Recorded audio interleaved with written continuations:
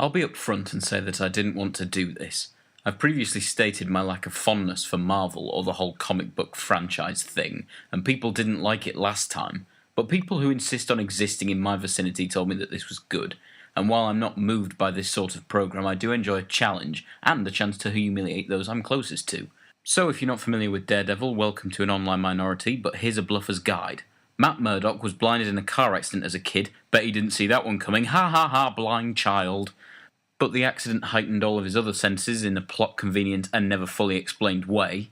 He and his friend Froggy, or whatever, do lawyering, and also, unbeknownst to everyone else, he also does some hitting with his heightened senses and fists. When I watched Jessica Jones, and was, shall we say, lukewarm towards it, I was told by some people in the queue to blow Stan Lee that Daredevil is better than Jessica Jones.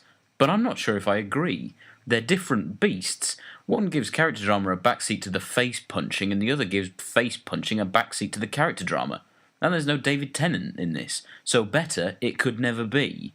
But do you know what? I actually mostly enjoyed it. It's a big bloated production made by people with more money than artistic integrity 1,000 times over, so it was nice to see a few surprises along the way.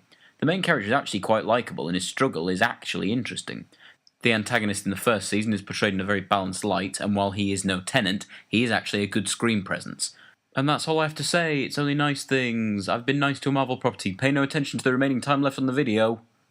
Okay, hopefully everyone who believes Marvel can do no wrong is pissed off to, I don't know, spit on a Batman figure. There were some interesting moments, liberally scattered throughout, but the gaps in between are not interesting. The dialogue, for instance, seems to have been written using a cliché dictionary. Absolutely not Shadowhunter's level of bad, but bad enough that we are reminded that cheese doesn't mix very well with grit. That doesn't really make sense in this case because the cheese is ruining the grit. Alright, maybe I'm not the best at writing dialogue either, but those writers got paid in money and my cheque is entirely made out of apathetic distaste.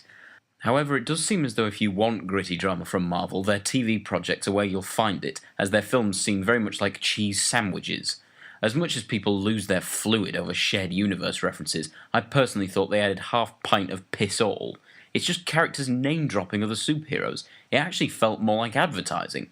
I also had a very big problem with the character Froggy.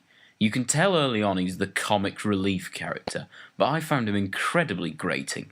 After two bloody sarcastic bloody quips, I immediately realised the size of the speech marks around comic relief.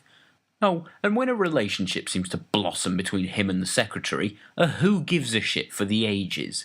This show moves very few boundaries and possibly won't tempt in non-Marvel fans, which is a shame, because it's actually alright. Much better than the Netflix description suggests. Mind you, very few things could be worse. Thank God Matt Murdock can't read it.